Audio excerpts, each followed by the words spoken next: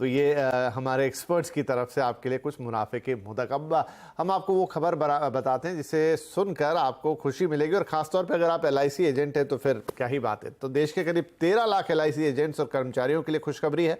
वित्त मंत्रालय ने ज्यादा ग्रेच्युटी, फैमिली पेंशन और टर्म इंश्योरेंस देने के फैसले पर मोहर लगा दी है। साथ ही LIC में दोबारा एजेंट बनने का पुराना कमीशन बहाल करने का भी आदेश दिया है। खबर की डिटेल्स के साथ है हमारे सहयोगी आलोक प्रियदर्शी। तो आलोक, बताइए क्या डिटेल्स हैं, किस तरीके से LIC एजेंट्स को फायदा होने जा रहा है? बिल्कुल, देखिए, जो LIC एजेंट्स हैं और कर्मचारी हैं उनके लिए सरकार ने जो उनकी लंबित मांग थी उस पर आज मंजूरी दे दी है। जो सबसे पहली मांग थी कि ग्रेच्युटी बढ़ाई जाए, वो अब 3 लाख रुपए से मैक्सिमम 5 लाख रुपए हो जाएगी। अभी जो 15 साल वाले एजेंट होते थे और 60 साल की एज होने पर उनके ग्रेच्युटी की कैलकुलेशन होता था तो वो अधिकतम 3 लाख ही होता था, लेकिन अब उसको बढ़ाकर 5 लाख कर दिया गया है।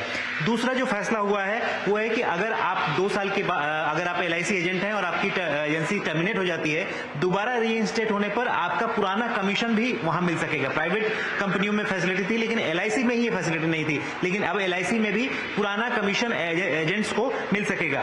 तीसरा फैसला वो है कि जो टर्म इंश्योरेंस कवर होता है वो अभी तक 3,000 रुपए से लेकर 10,000 रुपए तक ही टर्म इंश्योरेंस होता था, लेकिन अब वो उसको बढ़ाकर 1.5 लाख रुपए तक कर दिया गया, यानी 25,000 से 1.5 लाख रुपए तक कर दिया गया है। वो भी उनके सर्विस के हिसाब से उसका कैलकुलेशन होता है टर्म इंश्योरेंस का, तो वो 1.5 लाख मैक्सिमम मिल सकेगा।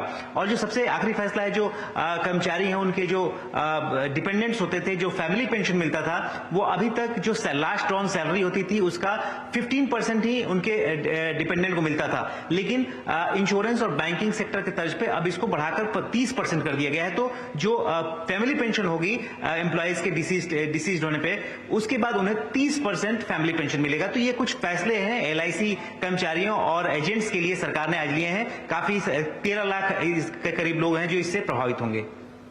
जी, बहुत शुक्रिया, अच्छी खबर लेकर आए आप इस अच्छे मौके पर आलोक। तो बहुत धन्यवाद आपका। और यहाँ पर एक छोटा सा ब्रेक, और ब्रेक के बाद हम झलकियां